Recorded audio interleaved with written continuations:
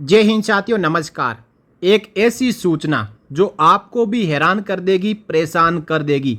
आप भी सोचने को मजबूर हो जाएंगे कि मैंने भी कब कब किस किस के साथ में अपना यूज़र नेम और पासवर्ड शेयर किया है।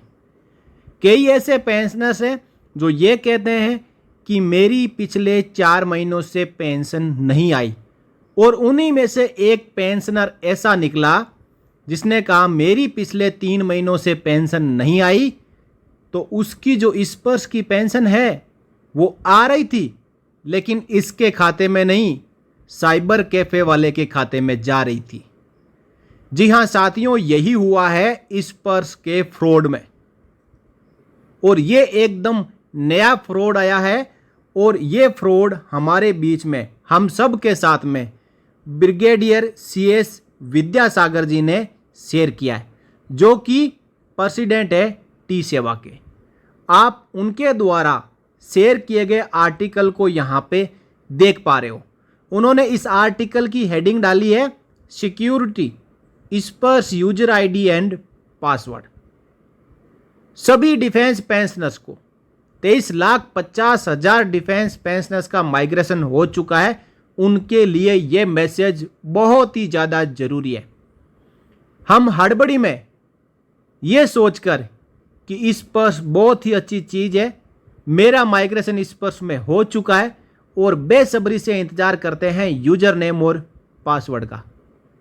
प्री 2016 पेंशनर्स मोस्टली जो कि मोबाइल के साथ में एक्वेंट नहीं है, कंप्यूटर के साथ में सेवी नहीं है, उन्हें चलाना कम आता है, उनके परिवार में यदि कोई मदद करने वाला ना हो तो वो सीधा अपना यूज़र नेम और पासवर्ड लेकर पहुंच जाते हैं कंप्यूटर सेंटर में और साइबर कैफे में। तो यदि आपने भी आज से पहले ऐसे किया है तो आप इस वीडियो को बड़े ध्यान से अंत तक सुन लें। यहाँ पे पूरी इंग्लिश में लिखी हुई है, मैं आपको हिंदी में अपनी मातृभाषा में समझा देता हूँ कि ये पूरी कहानी क्या हुई है। तो मैंने इसका जो हिंदी में ट्रांसलेट किया है वो मैं आपको यहाँ पे बताता हूँ। साथियों, ये है स्पर्श के यूजर ID और पासवर्ड का चक्कर। वे सभी जो स्पर्श पर माइग्रेट हो चुके हैं, कभी भी अपना यूजर ID और पासवर्ड किसी अनजान व्यक्ति को ना दें। आपको अपने दस्तावेज अपलोड करने के लिए उन्हें कर्नल वेटरन्स या रिकॉर्ड ऑफिस या DPDO या स्पर्श के नोडल सेंटर के रूप में nominated state bank of India के बैंक के अलावा किसी को भी अपना स्पर्श यूजर नेम और पासवर्ड नहीं देना है। किसी कंप्यूटर सेंटर, साइबर कैफे और फ़ोन पर किसी को भी अपना यूजर नेम और पासवर्ड ना बताएं। हाल ही में एक घटना हुई है कि गांव में रहने वाले एक स्पर्श पेंशनर ने अपनी यूजर ID और पासवर्ड साइबर कैफे वाले को दिया था। इसके बाद पेंशनर को पता चला कि स्पर्श से उन्हें कुछ महीनों से पेंशन नहीं मिल रही है। उन्होंने कर्नल वेटरन के माध्यम से स्पर्श में शिकायत दर्ज करवाई। तब पता चला कि साइबर कैफे वाला बैंक खाता नंबर बदलवाने में कामयाब हो गया, और पूर्व सैनिक की पेंशन किसी और के खाते में जा रही थी। यहाँ पे जिस पेंशनर की बात कही जा रही है वो पेंशनर मोबाइल चलाना नहीं जानते थे। स्पर्श के बारे में पूरा ज्ञान ना होने की वजह से एक दिन वो नज़दीक के साइबर कैफे में गए। वहाँ पे उनको कोई काम स्पर्श से जुड़ा करवाना था, तो ये तो लाजमी है कि यूज़र नेम और पासवर्ड तो वहाँ बताना ही पड़ेगा, और किसी को खुद को लॉगिन करना आता है तो वो साइबर कैफ़े में क्यों जाएगा, खुद घर पे बैठ के कर लेगा। तो इन्होंने अपना यूज़र नेम और पासवर्ड साइबर कैफ़े वाले को बता दिया। साइबर कैफ़े वाले ने उस समय इनका काम कर दिया, लेकिन इनके जाने के बाद में उसने इन्हीं के स्पर्श पोर्टल में लॉगिन किया, और इनकी जो बैंक डिटेल्स है वहाँ पे जाके किसी न किसी तरीके से पेंशनर की बैंक डिटेल की जगह साइबर कैफ़े वाले ने किसी और की बैंक डिटेल वहाँ पे एंटर कर दी, जो कि उसका सगा संबंधी होगा। और अगले महीने से पेंशनर की पेंशन नहीं आई, तो 2-3 महीने तक पेंशनर की पेंशन नहीं आई, तो पेंशनर ने स्टेशन हेडक्वार्टर में कर्नल वेटरन साहब के पास में जाके ये रिक्वेस्ट की कि मेरी पेंशन नहीं आ रही है। कर्नल वेटरन साहब ने इस पर्स के पोर्टल में गर्वांश डाला और वो गर्वांश जब पीसीडीए के पास में पहुंचा तो पीसीडीए ने कहा कि हम तो लगातार इस पेंशनर की पेंशन भेज रहे हैं। लेकिन जब तहकीकात की गई तो ये पाया गया कि पेंशनर का जो खाता डाला हुआ था, जो खाते की जानकारी इस पर्स के पोर्टल में सही से डली हुई थी, उसकी जगह किसी और का ही खाता नंबर दिखाई दे रहा है। बस यही गड़बड़ी हो गई। पेंशनर की पेंशन पीसीडीए से आ रही थी और किसी और के खाते में जा रही थी।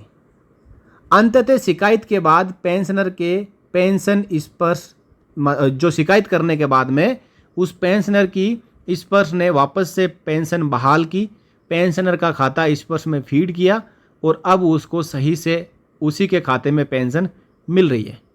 पूर्व सैनिक को कुछ महीनों के लिए पेंशन से वंचित रहना पड़ा और जो कुछ महीने थे, 2-3 महीने, उस महीने के दौरान जो पेंशन थी वो पेंशन हड़पने वाले अपराधी से अब पेंशन पाना स्पर्श के लिए संभव नहीं है। अब ये पुलिस केस बन चुका है। पेंशन किसी और के खाते में गई, साइबर कैफ़े वाले ने फ्रॉड किया, तो स्पर्श ये पेंशनर को वापस नहीं दिलवाएगा। पेंशनर को इसके लिए पुलिस स्टेशन में जाके शिकायत दर्ज करवानी पड़ेगी। इसलिए ऐसी घटना ना हो, इसलिए आप जहाँ कहीं पे भी जाते हो तो आप यदि जानते हो कि यूज़र नेम और पासवर्ड कैसे डाला जाता है तो आप अगले वाले को ये कहें कि मैं अपना यूज़र नेम और पासवर्ड कंप्यूटर में डाल दूंगा। उसके बाद जब ओटीपी आता है तो ओटीपी ही आपको ही वहाँ पे एंटर करनी है। अब आजकल इतनी एडवांस आईटी टेक्नोलॉजी है कि उसमें पासवर्ड ऑटोमेटिकली सेव हो जाते हैं, यूज़र नेम भी सेव हो जाएगा, पासवर्ड भी सेव हो जाएगा। इस बात का भी आपको ख्याल रखना है कि आपका यूज़र नेम और पासवर्ड जो भी आपकी मदद कर रहा है, चाहे कॉमन सर्विस सेंटर है, चाहे बैंक है या कहीं पे भी आप मदद ले रहे हो, पहली बात तो आपको अथराइज जगह पर ही जाना है जिसको इस पर्सन ने अथराइज किया है और वहाँ पे आपकी जानकारी आपको ही डालनी है। डालने के बाद आपको ये ख्याल रखना है कि आपका यूज़र नेम और पासवर्ड वहाँ सेव तो नहीं हो रहा है। ये सब चीज़ें इंश्योर करने के बाद आप जब भी काम करवा के वहाँ पे आते हो तो आप अपना पासवर्ड तुरंत ही चेंज कर लें, क्योंकि इस पर आपको ये सुविधा देता है कि आप इस पर पासवर्ड को चेंज कर सकते हो। अब ऐसे यदि कोई पेंशनर है जिन पेंशनर्स की पिछले कुछ महीनों से पेंशन नहीं आ रही है तो वो एक बार अपने इस पर्स के अकाउंट में अथराइज ऑफिशियल से, अथराइज ऑफिस से, अथराइज कॉमन सर्विस सेंटर से या अपने परिवार में जानकार से लॉगिन करवाकर अपनी बैंक डिटेल्स ज़रूर चेक कर ले कि कहीं आपका तो ऐसा नहीं हो रखा है कि आप कहीं पे गए थे, अनअथराइज आदमी से आप इस पर्स में लॉगिन करवाए थे, उसने अपना यूज़र नेम और पासवर्ड आपका लेके आपके आने के बाद में कहीं बैंक डिटेल चेंज कर दिया हो और पेंशन आपके खाते में ना आकर किसी और के खाते में जा रही हो। तो इस बात को एक बार आप ज़रूर इंश्योर कर लें। और मैं चाहता हूं कि लगभग जितने भी डिफेंस पेंशनर्स हैं जिनको यूज़र नेम और पासवर्ड मिल चुका है वो अपना पासवर्ड तुरंत प्रभाव से चेंज कर लें, क्योंकि हो सकता है कि हर एक पेंशनर ने कहीं ना कहीं तो अपना यूज़र नेम और पासवर्ड बताया होगा। तो जहाँ पे भी यूज़र नेम और पासवर्ड बताया होगा तो उसने पक्का आपका यूज़र नेम और पासवर्ड नोट करके भी रखा होगा। फ्रॉड वाले के दिमाग में जब भी आएगा कुछ उल्टा करने का तो वो आपके इस पर पोर्टल में लॉगिन करेगा और बैंक डिटेल को चेंज कर लेगा, जिससे कि पेंशन आपके खाते में ना आकर किसी और के खाते में जाती रहेगी। आप सोचोगे कि मैंने कोई लाइफ सर्टिफिकेट नहीं दिया या फिर इस पर्स में कोई प्रॉब्लम हो चुकी है इसलिए मेरी पेंशन नहीं आ रही है, लेकिन पेंशन पीसीडी अपने समय पर भेज रहा है, किसी और के खाते में जा रही है।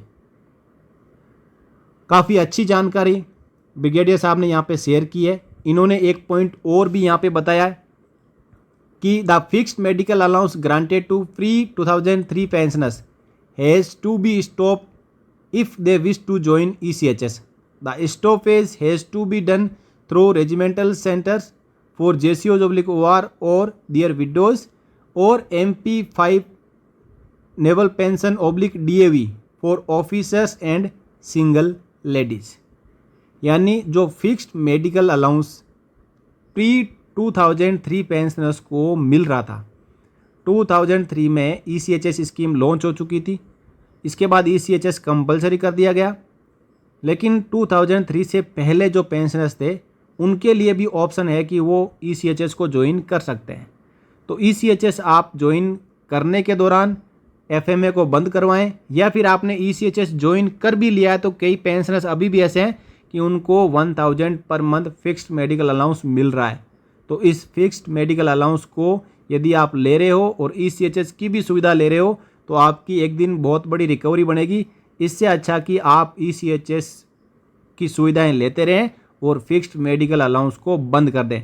स्पर्श में जिनका माइग्रेशन हो चुका है वो स्पर्श के जरिए फिक्स्ड मेडिकल अलाउंस को स्टॉप करवा सकते हैं, और जिनका माइग्रेशन नहीं हुआ है तो वो अपना बैंक में बताएं कि मुझे फिक्स्ड मेडिकल अलाउंस नहीं चाहिए। CPPC से पेंशन ले रहे हैं तो CPPC में बताएं, और DPDO से ले रहे हैं तो DPDO में बताएं, या फिर अपने नज़दीक के स्टेशन हेडक्वार्टर में कर्नल वेटरन साहब से मिलें, वहाँ पे पेंशन सेल में जाएं और वहाँ पे अपनी समस्या बताएं, लेकिन अनऑथराइज अमाउंट आप ना लें, क्योंकि जब भी ऑडिट होगा रिकवरी में आएगा तो आपको फिक्स्ड मेडिकल अलाउंस की पूरी रिकवरी वापस करनी पड़ेगी।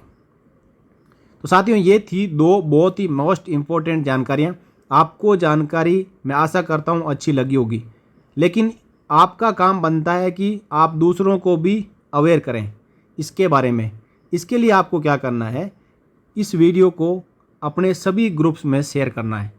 ये जानकारी कई पेंशनर्स के स्पर्श अकाउंट में लाइकली होने वाले फ्रॉड से उनको बचा सकती है।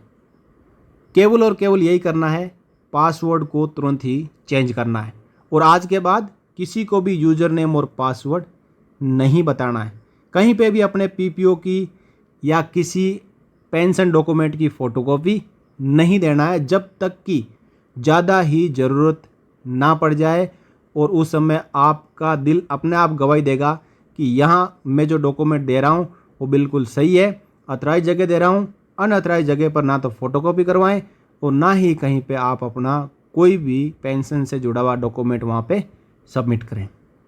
आप कहीं पे सोशल मीडिया में भी शेयर करते हैं, कई जगह देखा गया है कि आप व्हाट्सएप ग्रुप्स में अपनी जानकारी शेयर कर देते हैं, अपना पूरा PPO की फ़ोटो खींच के डाल देते हैं, लेकिन इसका इम्प्लीकेशन, इसका प्रभाव एक दिन बहुत ही बुरा पड़ेगा कि ये डॉक्यूमेंट सोशल मीडिया में घूमते घूमते एक दिन फ्रॉड लोगों के पास में चला जाएगा, और उनके पास में आपका यदि आपका PPO मिल गया तो समझ लो कि आपकी पूरी जन्म और पेंशन की कुंडली उसके पास में पहुंच गई। वो जब चाहे आपको कॉल करेगा, आपके ही PPO को देखते हुए आपको आपकी जानकारी बताएगा, आपको विश्वास में लेगा और आपका बैंक खाता खाली कर देगा। इसलिए कृपया सावधान रहें, सतर्क रहें, और अपनी पेंशन से जुड़े डॉक्यूमेंट और पेंशन से जुड़ी हुई जानकारियाँ किसी के पास में भी शेयर ना करें। आपको जो पेंशन गलत आ रही है, सही करने वाला PCD है। आपकी पेंशन से संबंधित दूसरी भी कोई समस्या है, नाम सही नहीं है, करेक्शन करवाना है, तो आपके पास में जिला सैनिक बोर्ड बैठा है, वेटरन कर्नल वेटरन जो स्टेशन हेडक्वार्टर में बैठे हैं, बहुत सारे पेंशन रिलेटेड ऑफिस है, वहाँ पे जाएं, वहाँ पे अपनी जानकारियाँ का सही करवाएं। अपनी जानकारियों को कहीं पे भी शेयर ना करें, किसी व्हाट्सएप ग्रुप में शेयर ना करें, कहीं ईमेल पे ना भेजें, कहीं टेलीग्राम पे ना भेजें, कहीं पे भी फेसबुक में शेयर ना करें, ये आपको नुकसान पहुंचा सकती है। तो एक बार फिर मैं आपको कहूँगा, सावधान रहें, सतर्क रहें, अपनी पेंशन से जुड़ी हुई जानकारियाँ और पेंशन डॉक्यूमेंट को कहीं पे भी ना दिखाएं। जय हिंद साथियों। For more updates, subscribe to our channel and enjoy watching the videos.